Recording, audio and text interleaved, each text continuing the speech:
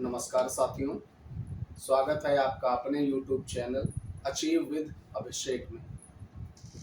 साथियों, आज हम लोग एक नए तरीके के अलग तरीके के सेटअप में बात कर रहे हैं, क्योंकि विषय भी थोड़ा सा पढ़ाई से हट कर के है। कुछ मैसेजेस के आधार पर कुछ लोगों ने मुझसे डिमांड की कि सर या भैया कुछ स्टडी मटेरियल आप सजेस्ट करिए कि कौन कौन सी किताबें ज़्यादा उपयोगी होंगी इस परीक्षा के लिए। देखिए, बड़ी ईमानदारी से बता रहा हूँ कि मैं इतनी अपेक्षा जरूर अपने जो भी बच्चे हैं हमसे हमारे वीडियोस को देख रहे हैं या किसी और जगह से पढ़ रहे हैं, उनसे मैं मिनिमम इतनी अपेक्षा जरूर रखता हूँ कि क्या सिलेबस होगा, क्या पूछा जाएगा मतलब कि कोर एरियाज क्या होंगे, कहाँ से आता है प्रश्न आते हैं, मतलब कौन सी उनको हम अप्रोच करें, किन बुक्स को अप्रोच करें जहां पर हमको ये मटेरियल मिल जाए। इसके लिए स्ट्रेटजी क्या करनी चाहिए बच्चों को, तो इतनी मैं अपेक्षा रखता हूं। इसलिए मैंने अपने जो स्ट्रेटजी वाले वीडियो में, रणनीति वाले वीडियो में इस बात की चर्चा नहीं की थी। फिर भी लोगों की डिमांड पर मुझे भी विचार करने के बाद यह लगा कि यदि बता देते हैं एक शॉर्ट वीडियो में तो कुछ बेनिफिट ही होगा, और उन बच्चों को जिनको मैं टारगेट करके वीडियो बना रहा हूँ, जो हमारे देखिए दूर दराज के ग्रामीण बच्चे हैं, चूंकि उस पृष्ठभूमि से मैं भी आया हूँ तो उनके दर्द को, उनकी समस्याओं को समझता हूँ। तो मुझे लगा कि किताबें सजेस्ट करना थोड़ा सा उन लोगों के लिए आसान हो जाएगा करना। तो जैसे कि कई बार मैं बताऊं आपको, एक चीज और बताना चाहता हूं कि जैसे मुझे क्या लगता है कि जितने अपने इस व्यस्ततम समय में, नौकरी की इस व्यस्ततम समय में जो टाइम मैं आपके साथ देना चाहता हूं, वो उसमें देना चाहता हूं कि मैं कुछ आपको कंटेंट दूं। मैं अदरवाइज बात नहीं करना चाहता हूं। बड़ा मजाक लगता है मुझे, मैं जब वीडियोस देखता हूं कि लोग सचिवालय के लिए वीडियो बनाते हैं या किसी भी यूपीपीसीएस के एग्जाम के लिए, तो उसमें दिखाते हैं कि देखिए ये है प्रदेश की सर्वोच्च संस्था सचिवालय, ये है इसका कॉरिडोर, ये है इसकी गैलरी जिसमें आप करेंगे चहलकदमी, इस कुर्सी पर आप बैठेंगे, ऐसे लोग आपको पानी पिलाएंगे। देखिए यार, मैं इन सब चीजों में बिल्कुल बिलीव नहीं करता हूँ।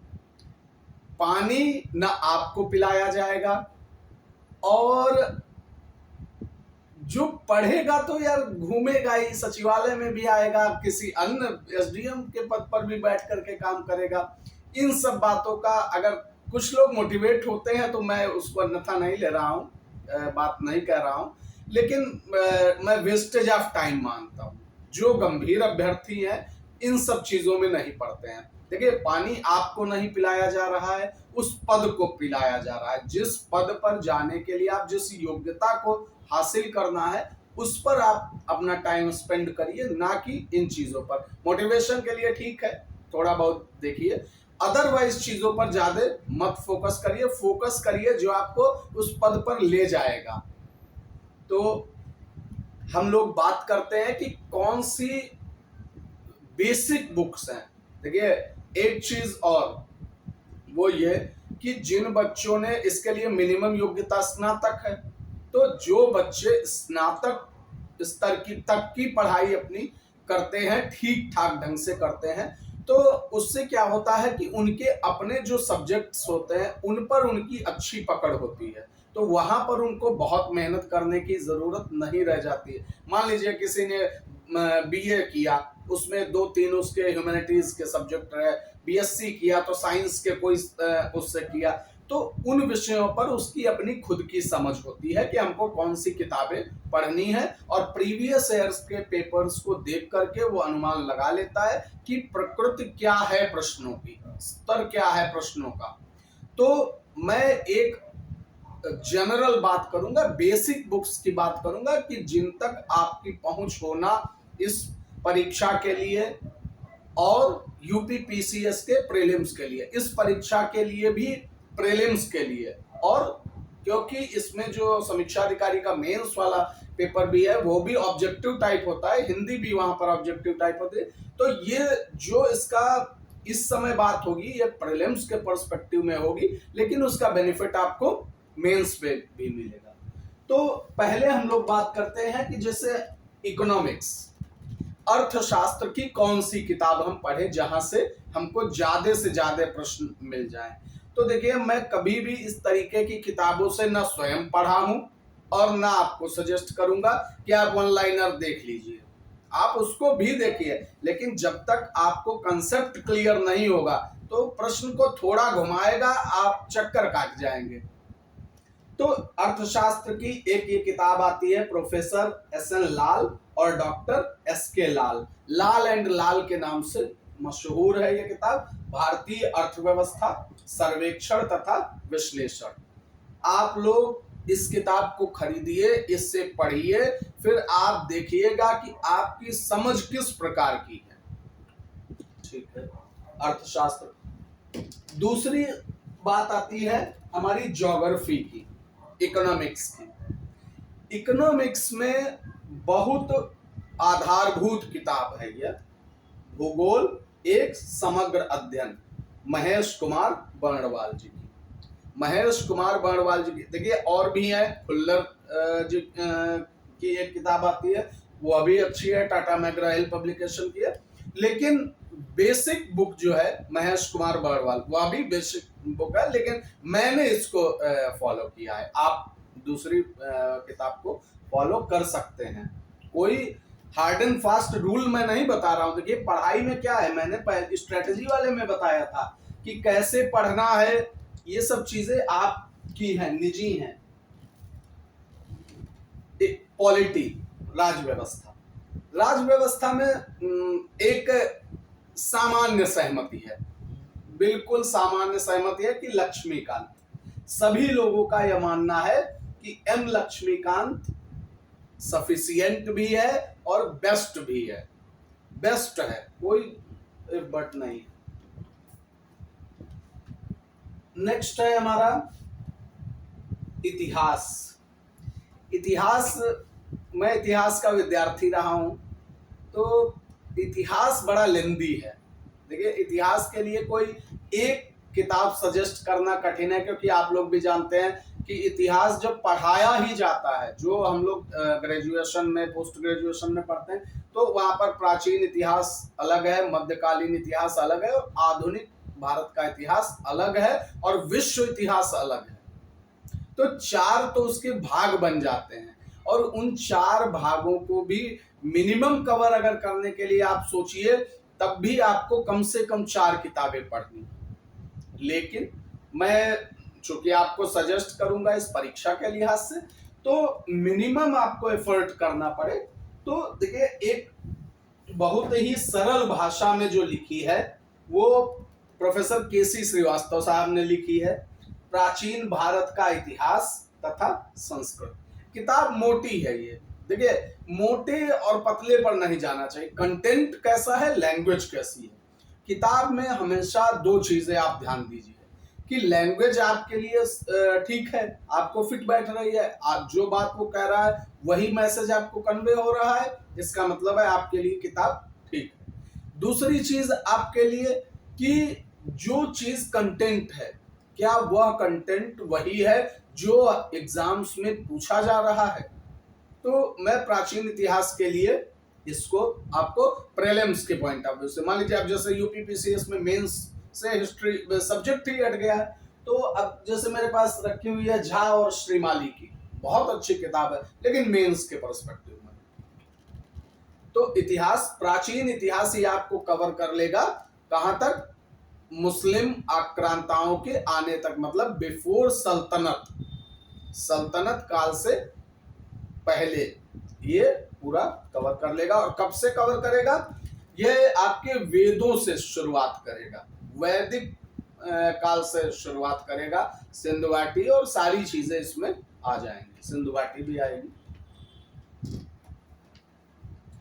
इसके बाद देखिए फिर आता है सल्तनत काल और मुगल काल, है ना। तो इसके लिए एक तो 2 किताबें ये सतीश चंद्र जी की हैं।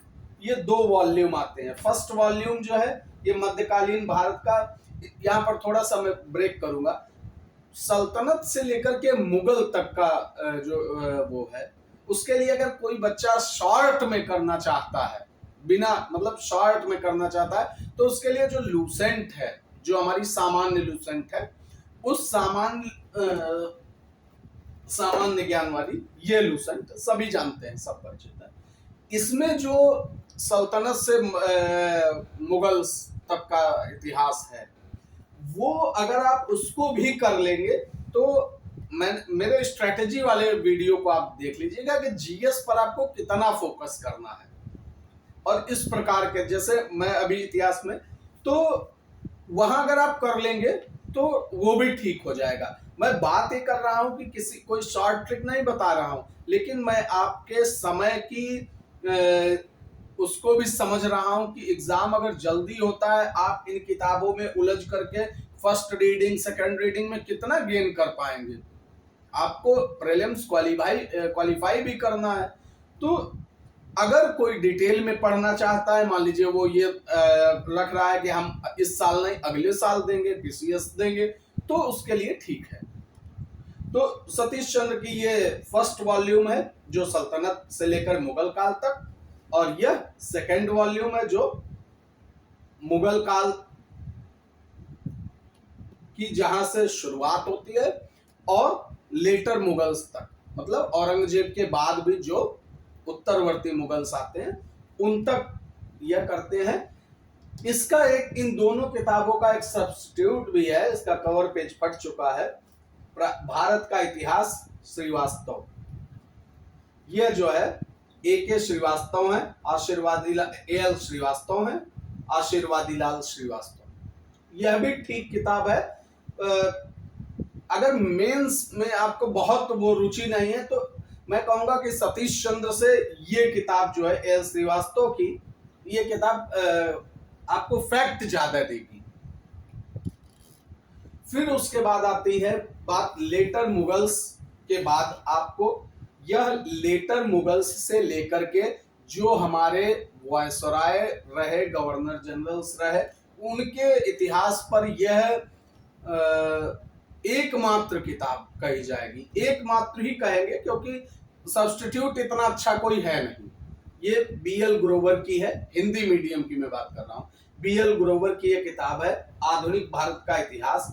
यह आपको 1707 से ले जाकर के 1857 के विद्रोह से पहले तक, और विद्रोह के बारे में भी बताता है, लेकिन विद्रोह के बारे में एक अच्छी किताब और है। तो 1857 तक, 1857 का 1857 का जो हमारा प्रथम स्वतंत्रता आंदोलन था, वहां तक ये आपको बताया। उसके बाद है भारत का स्वतंत्रता संघर्ष। ये बिपिन चंद्रा सभी लोग परिचित हैं, खूब जानते होंगे।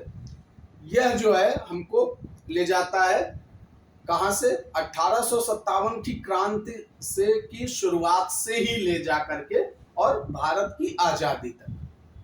बहुत महत्वपूर्ण किताब है क्योंकि एक ट्रेंड है, वो ये है कि अब जो वर्तमान ट्रेंड चल रहा है उसमें या तो प्राचीन भारत से प्रश्न ज्यादा आ रहे हैं, जो मैं केसी श्रीवास्तव वाली किताब की बात कर रहा था, मतलब सल्तनत काल से पहले वैदिक या सिंधु घाटी सभ्यता से लेकर के जो हमारे प्री मुस्लिम राजा जो रहे उनसे, मतलब पूरा सल्तनत काल से पहले 1206 ईस्वी से पहले, और फिर उसके बाद जो प्रश्न आ रहे हैं वह ब्रिटिश हुकूमत के समय से और आजादी स्वतंत्रता आंदोलन से बढ़ चढ़ करके प्रश्न आते हैं, आने चाहिए भी। तो यह हमारा इतिहास हो गया। उसके बाद फिर बात आती है विज्ञान की, कि विज्ञान में हम कौन सी किताब पढ़ें। देखिए, विज्ञान में भी विषय के रूप में मैं किसी भी किताब को नहीं वो बताऊंगा या कोई एक विषय को, क्योंकि विज्ञान की जो किताबें हैं वो ज्यादातर लेंदी हैं, बड़ी किताबें हैं जिनमें आपको जैसे मैं परीक्षा वाड़ी की किताब है जीव विज्ञान। अब जीव विज्ञान की काफी मोटी किताब है, इसी तरीके से आपको इसमें भौतिकी की अलग लेनी पड़ेगी, रसायन विज्ञान की अलग लेनी पड़ेगी। तो यहाँ पर भी मैं ये कहूंगा कि अगर आप लूसेंट ले लेते हैं और लूसेंट से विज्ञान के तीनों पोर्शन कवर कर लेते हैं, तो आप ये मान के चलिए आपको 60 to 70% साइंस के क्वेश्चन सिर्फ लूसेंट से मिल जाएंगे। आपकी समझ थोड़ी सी होनी चाहिए, आप कंसेप्ट को समझते हो तो प्रश्न आपको यहां से ज्यादा मिलेंगे। विज्ञान में जैसे मैंने कुछ किताबों को और भी पढ़ा है, विज्ञान एवं प्रौद्योगिकी का विकास, ये शीलवंत सिंह की किताब है, टाटा मैकग्रा हिल पब्लिकेशन की। तो ये किताब भी आपकी समझ विकसित करेगी। जितने भी टेक्नोलॉजिकल चेंजेस हैं, एक्चुअली में क्या है, अभी जैसे आप लोग देख रहे होंगे कि हाइड्रोजन गाड़ी, हाइड्रोजन ईंधन का प्रयोग किया जाएगा, तो कैसे वो भविष्य का ईंधन है, क्या है उसकी खूबी। तो जो भी टेक्नोलॉजिकल चेंजेस हो रहे हैं, जैसे एआई आ रहा है, आर्टिफिशियल इंटेलिजेंस आ रहा है, तो इन सब चीजों की समझ, टेक्नोलॉजिकल चेंजेस की समझ भी होना। देखिए, आप अधिकारी बन जाते हैं, अच्छी बात है, लेकिन क्या आप अधिकारी के तौर पर उन चीजों को जानते भी हैं? अब भाई आपको ही तो अप्लाई कराना है। जितनी भी सरकारी योजनाएं हैं, सरकारी तंत्र जो कार्य कर रहा है, उनका सिस्टम को लागू कराने का कार्य तो, अगर आप सचिवालय में आते हैं तो आप उस सिस्टम को बनाएंगे। भाई शासन और प्रशासन में क्या अंतर है? सचिवालय में जो लोग होते हैं वो लिखते हैं कि मैं उत्तर प्रदेश शासन में काम कर रहा हूँ, प्रशासन वाले लिखते हैं कि मैं उत्तर प्रदेश सरकार में काम कर रहा हूँ। शासन के लोगों का काम क्या है? नीतियों को बनाना। एआई आया, आर्टिफिशियल इंटेलिजेंस आया, इसको कैसे लागू करना है, कहां तक क्या करना है, ये सारी चीजें जो पॉलिसी मेकिंग होगा वो शासन करेगा, सचिवालय करेगा। एक अधिकारी जो है प्रशासक होगा, वो क्या करेगा? उसको अप्लाई करेगा जिलों में, जहां पर भी वो काम करेगा। तो दोनों के लिए इन सब चीजों की जानकारी होना अति आवश्यक है। तो आप इन किताबों के साथ साथ इन चीजों को भी अगर पढ़ेंगे तो जो अलग प्रश्न आ जाते हैं, जो आप कहते हैं कि ये तो नया प्रश्न है या कंसेप्ट बेस्ड प्रश्न है, जिस पर कि समझ आधारित प्रश्न है, तो वो चीजें आपको यहां से अच्छी मिलेंगी। तो ये जीव साइंस की बात हो गई। फिर इसके अलावा आती है हमारी जो यूपी स्पेशल से प्रश्न आते हैं, अच्छी खासी मात्रा में प्रश्न आते हैं, 6, 7, 8 प्रश्न आते हैं। तो यूपी स्पेशल के लिए आप केशरी नंदन त्रिपाठी परीक्षावाड़ी पब्लिकेशन, ठीक किताब है, अच्छी किताब है, बढ़िया कवर करेगा, आप इसको पढ़ लीजिए। और यूपी स्पेशल रणनीति वाले वीडियो पर को मैं फिर सजेस्ट कर रहा हूं, उसको देखिएगा कि ये पोर्शन मैं कराऊंगा। मैंने बताया हुआ है कि एक करंट अफेयर्स, दूसरा मिसलिनियस, यूपी स्पेशल को मैंने मिसलिनियस में रखा हुआ है, विविध में रखा हुआ है, तो उसको मैं कराऊंगा आपको। मैं बहुत ज्यादा जीएस की इसलिए अभी गारंटी नहीं ले रहा हूं क्योंकि समय की बाध्यता है। मैं कोई भी ऐसी बात नहीं करूंगा जिसको मैं पूरा ना कर पाऊंगा आपके लिए।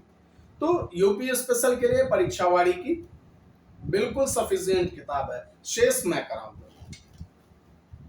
आप दोनों देखेंगे कि किताब से भी आ रहा है और जो मैं बताऊंगा वो तो आपके लिए बिल्कुल कैप्सूल टाइप का होगा। पर्यावरण पारिस्थितिकी, यह भी परीक्षावाड़ी की ही है। पारिस्थितिकी एवं पर्यावरण एनसीईआरटी का सारांश है, अच्छी किताब है, आप कोई और भी पढ़ सकते हैं डिटेल में, उसके लिए कोई बैन नहीं है। लूसेंट, कुछ लोग जो भी कहें, मेरा इतना ही कहना है कि प्रीलिम्स के लिए अगर इसको आप देखते हैं, इसको पढ़ते हैं, तो अच्छा लाभ मिलेगा। कहीं से किसी भी तरीके का ना टाइम वेस्ट होता है, कम समय में ज्यादा फैक्ट यहां से मिलते हैं। अब कुछ चीजें जनगणना, जनसंख्या और नगरीकरण से प्रश्न आते हैं। जनसंख्या नगरीकरण भी आपको इसी परीक्षावाड़ी की ही किताब मैं सजेस्ट कर रहा हूं। मैं जो भी सजेस्ट कर रहा हूं, देखिए मैं कुछ सजेशन नहीं दे रहा हूं, सिर्फ ये बता रहा हूं कि मैंने क्या किया है, मैं कहां से करता हूं, बस। तो जनसंख्या और नगरीकरण, वह भी आपको परीक्षावाड़ी सफिशिएंट। इसके बाद फिर बात आती है करंट अफेयर्स की। चलिए करंट अफेयर्स बाद में करते हैं, उसको मैं करा रहा हूं। हिंदी की बात आती है। हिंदी में लूसेंट की यह किताब है, मैं वही चीज बताऊंगा जो कम समय ले। लूसेंट की आपकी यह किताब है, इसमें आपको जो हमारे समीक्षा अधिकारी में कवर करता है विलोम, पर्यायवाची, देखिए ये आपके रहे विलोम, यह रहे इसके पहले पर्यायवाची, यह रहे विशेषण विशेष से 8 नंबर पॉइंट पर, ठीक है। वर्तनी और वाक्य शुद्ध तीसरे नंबर पर है, वर्तनी तीसरे नंबर पर, 14 नंबर पर वाक्य शुद्ध है, ठीक है। तो और विशेषण विशेष से 8 नंबर पर है। तो हमारे 6 भाग आते हैं, विलोम, पर्यायवाची, तत्सम तद्भव, विशेषण विशेष से, वाक्य वर्तनी शुद्ध और वाक्य के लिए शब्द। वाक्य के लिए शब्द जो है वह इसमें है लूसेंट में है और अच्छे खासे हैं। अनेक शब्दों के लिए एक शब्द, ये 11 नंबर पर। यह आपका शब्दों का जितना भी चीज है, विशेषण विशेष से को मैंने बताया हुआ है कि मैं बताऊंगा उसको, वो बहुत मैं सरलीकृत करके आपको बताऊंगा, इसलिए मैं विशेषण विशेष को कह रहा हूं कि वो टेक्निकल है। आप बहुत ज्यादा परेशान मत होइएगा, मैं उसको कराऊंगा और आप 10 में 10 करके आएंगे। तो यह पूरा हमारा सिलेबस को कवर करता है। इसके अलावा एक डॉक्टर पृथ्वीनाथ पांडे जी की सामान्य हिंदी है, इसमें भी आपको यही सब चीजें मिलेंगी, लेकिन इसमें सब चीजों की संख्या बहुत ज्यादा है। जैसे विलोम है तो बहुत ज्यादा है, पर्यायवाची है तो बहुत ज्यादा है। आपको क्या करना है कि थोड़ा सा आप कम भले ही करें, लेकिन जो चीज करें उसमें आपको बिल्कुल वो क्लियर होना चाहिए। जैसे मैं पूछूं कि किसी भी चीज का, मैं मान लीजिए मैंने पूछा कि बाल का पर्यायवाची का क्या होता है, तो आपको ना करना पड़े, आपको तुरंत जो है केस, चक, चिकुड़, चूल सब पता होना चाहिए, तुरंत आप बोल दें, है ना। ये नहीं है कि आप सोच रहे हैं कि ये ऑप्शन है कि, मतलब आप लूसेंट वाले से कर लीजिए, उसको करने के बाद फिर जो समय बचता है आप इस पर दीजिएगा। अब आती है कि करंट अफेयर्स की। करंट अफेयर्स बहुत महत्वपूर्ण है। करंट अफेयर्स के लिए आप 3 काम करिए, 3 काम। एक तो आप डे टू डे के लिए न्यूज़पेपर, दूसरा डीडी न्यूज का जो हमारा एक आधे घंटे का प्रोग्राम इंग्लिश का होता है, आधे घंटे का हिंदी का होता है, 24 घंटे न्यूज ही आती है डीडी न्यूज पर। तो आप किसी भी टाइम, जैसे अगर आप लेट नाइट पढ़ाई करते हैं तो मैं कहूंगा कि रात को 12 बजे, मैं वही करता था, मैं रात को 12 बजे डीडी न्यूज का चैनल देखने के बाद 12 से 12:30 हिंदी आता है, 12:30 से 1 इंग्लिश, फिर 1 से 1:30 हिंदी और 1:30 से 2 इंग्लिश, इस तरीके से उसका सेटिंग है। तो आप एक कोई किसी भी टाइम आधे घंटे उसको देखिए, वहां से जो करंट अफेयर्स का प्रश्न बनता है आप उसको नोट कर लीजिए, और न्यूज़पेपर अगर कर सकते हैं तो वो भी करिए, ठीक है। आपको लोकल के न्यूज भी पता होनी चाहिए। तीसरी जो यूपीपीसीएस और समीक्षा अधिकारी के लिए प्रतियोगिता दर्पण, प्रतियोगिता दर्पण करंट अफेयर्स को पर्याप्त कवर कर लेती है।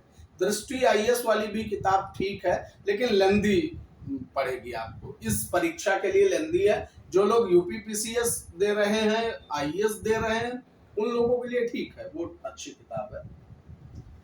इसके अलावा एक चीज है हमारे लिए जो महत्वपूर्ण होती है, वह है हमारे लिए प्रीवियस ईयर्स के पेपर। देखिए, किसी भी परीक्षा को जानने के लिए उसकी प्रकृति क्या है, कहां से प्रश्न आते हैं, तो प्रीवियस ईयर के पेपर के लिए सब लोग जानते हैं, सभी के पास होगा घटना चक्र का जो ये पूर्वावलोकन आता है, सभी को पता है कि विषयवार आता है। जैसे ये अर्थशास्त्र का है कि आर्थिक एवं सामाजिक विकास, तो इसको आप करिए, यहां से आपको प्रश्नों की एक अच्छी खासी समझ विकसित होगी। आपको पता चलेगा कि अलग अलग राज्यों में जो वहां पर एग्जाम्स हुए हैं वो कैसे होते हैं, उनमें क्या पूछा जाता है।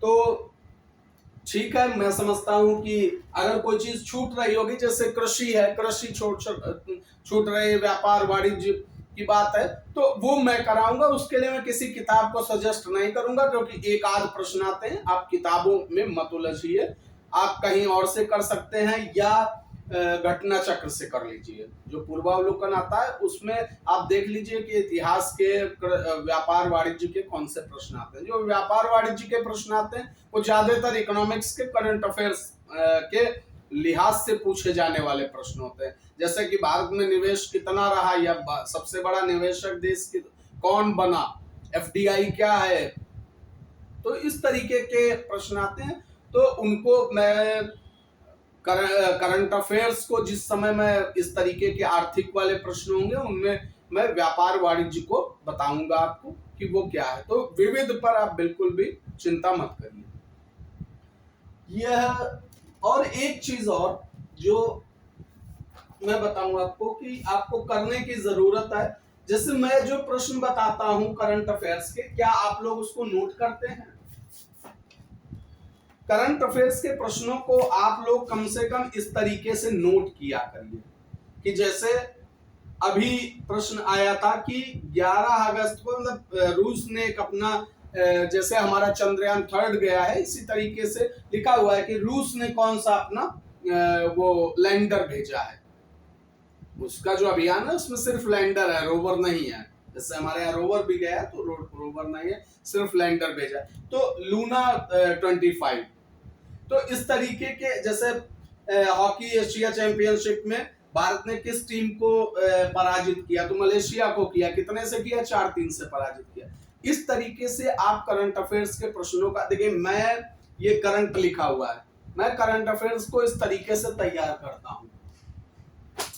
कई सारी चीजें, पर्सनल चीजें जो नहीं आज तक शेयर की बच्चों के साथ, वो भी आप बताने के लिए मित्रों को। ऐसे ही जैसे मैं किसी भी चीज को देखता हूं कि एक अपने तरीके से मैं लिख लेता हूं। जैसे मान लीजिए साइंस में कई चीजें पूछी जाती हैं, एसिड पर प्रश्न आते हैं कि जैसे इसका कौन सोर्स है। जैसे ब्यूटारिक एसिड कहाँ से होता है? दही से। एसिटिक, सिरका, मैलिक, सेब, कार्बोनिक, सोडा वाटर, शीतल पेय, ऑक्सैलिक एसिड, पालक, साइट्रिक। मतलब यहाँ पर मैंने क्या किया, इनको एक कलेक्शन कर दिया। इस कलेक्शन करने से आपको क्या होगा कि जैसे ही आप मान लीजिए एसिड्स पढ़ रहे हैं, तो क्या करना है, सिर्फ आपको इतने एसिड्स देखने हैं। आपको ये नहीं है कि एक एसिड यहाँ लिखा है, एक बिल्कुल पीछे पन्ने पर लिखा। जब आप एसिड कर रहे हैं तो एसिड कर रहे हैं आपने उनको। तो ज्यादातर आप देखेंगे कि जैसे मान लीजिए मत्स्य वर्ग पूछा गया, मछलियों के बारे में पूछा गया, या जेट इंजन क्या है, रॉकेट में क्या अंतर, तो दोनों चीजों को एक पास कर दिया। अब जेट इंजन देखिए संवेग संरक्षण सिद्धांत, रॉकेट संवेग संरक्षण सिद्धांत। तो जैसे ही आप इन सब चीजों को इस तरीके से करना सीख लेंगे, यह भी आप करिए। जैसे बहुत सारी फिशेज हैं, उन पर प्रश्न आता है कि कौन सी मत्स्य वर्ग की हैं, कौन सी सिलेंट्रा है, कौन सी मोलस्का है, आर्थोपेडा, ये सारे प्रश्न आते हैं ना, इनको आप एक जगह पर कर दीजिए। तो क्या होगा कि आपको ये अलग अलग परीक्षाओं में अलग अलग उसमें मिलते हैं, लेकिन हमने एक जगह पर बंच बना दिया। बंचिंग करना जरूरी है प्रीलिम्स के लिए, उससे आपको कम टाइम लगेगा। जब आप रिवाइज कर रहे होंगे तो ये बंचिंग बहुत मदद करेगी। इसके अलावा जैसे आप मेंस के लिए मान लीजिए लिख रहे हैं, तो मैं इस तरीके से, रजिस्टर होने आपके बहुत जरूरी है। मैं एक क्लासमेट का ये दफ्ती वाला मोटा रजिस्टर, मुझे नहीं पता है 50 रुपए का आता था, 60 का होगा, अगर कर सकते हैं अच्छा वो है।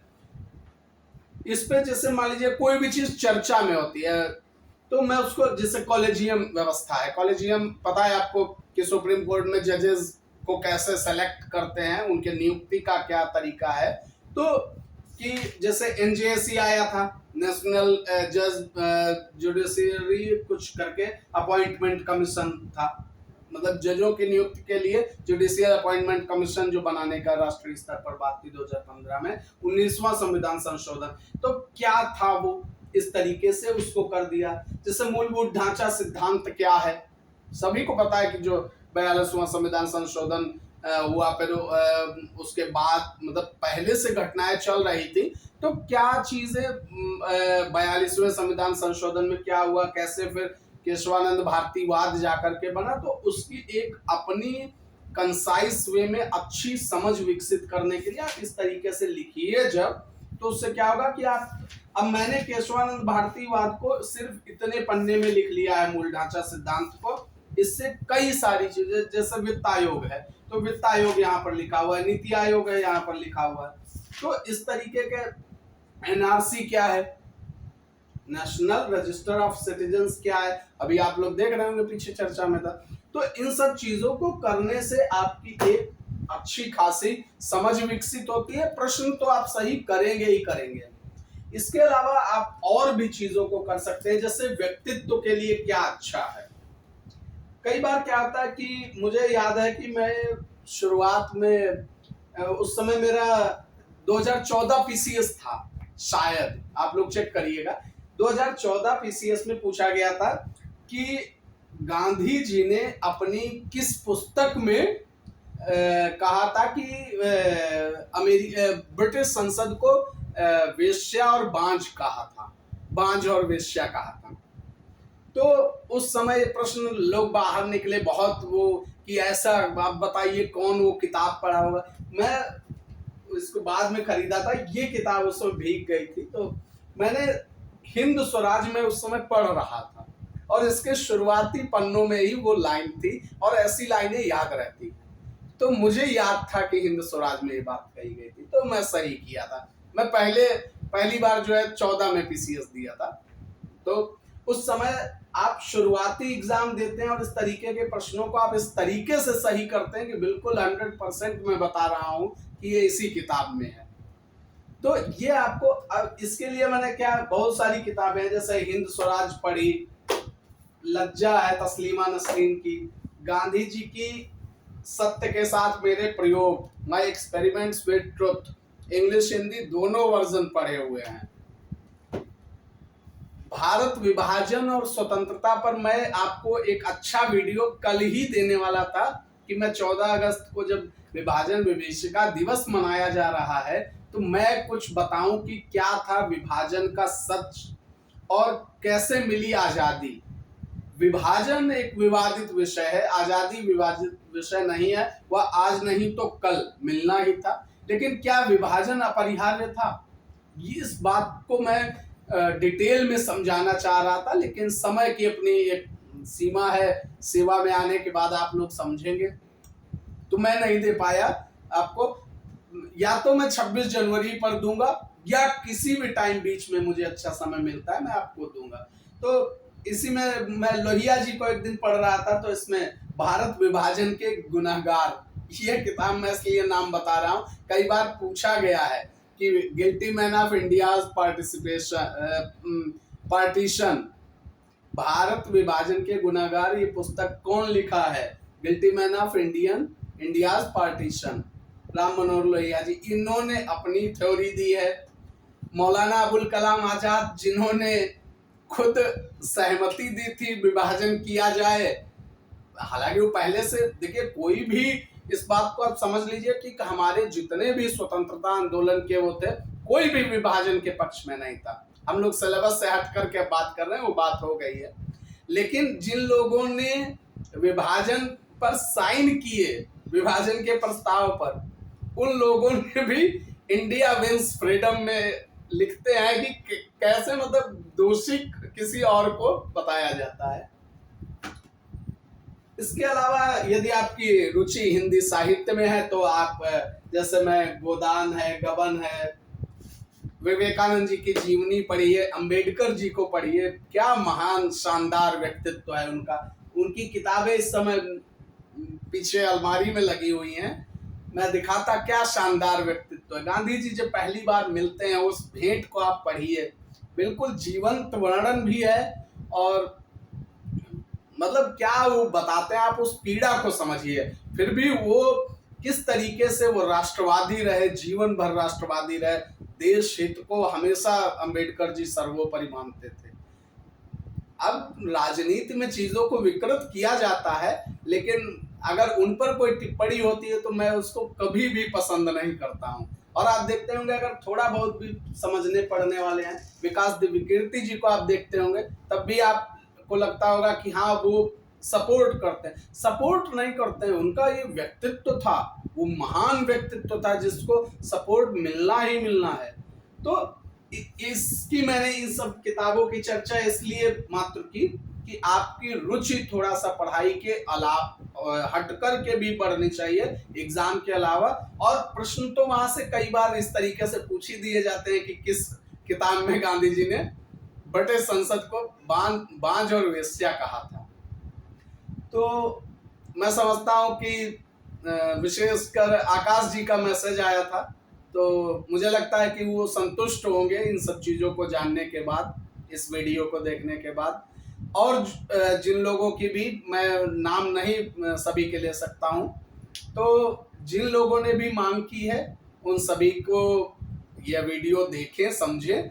और मेरे अनुभव से अगर किसी को थोड़ा सा भी लाभ, देखिए मैं बहुत बड़ा कुछ करने की उम्मीद नहीं रखता हूँ। मैं ये समझता हूँ कि अगर चिड़िया की तरह भी मेरा सहयोग होगा तो मैं उसको बड़ा मानूंगा। एक आपको पता होगा ना, एक गांव में आग लग गई थी, तो कई लोग खड़े थे बाहर और एक चिड़िया ले जाकर के आग में चोंच से भर भर के पानी डाल रही थी।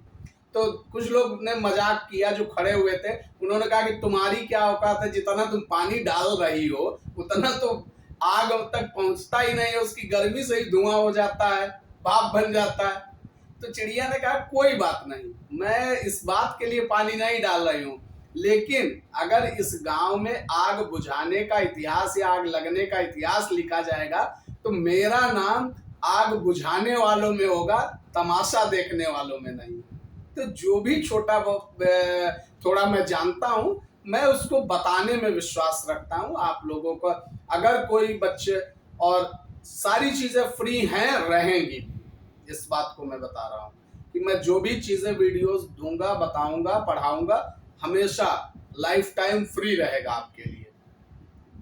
बड़ी बात है, मुझे लगता है, मैं समझ रहा हूँ उसकी गंभीरता को। कई लोग ने कहा कि ये कैसे संभव होगा, जब अच्छा होता है तब तो लोग फिर कोचिंग चलाते हैं, बेचते हैं। नहीं करना है, मुझे नहीं बेचना है, जितना है सफिशिएंट है।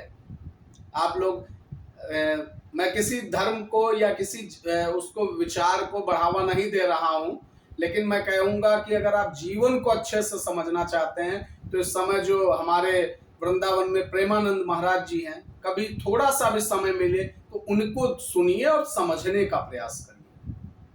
ठीक है, थैंक यू।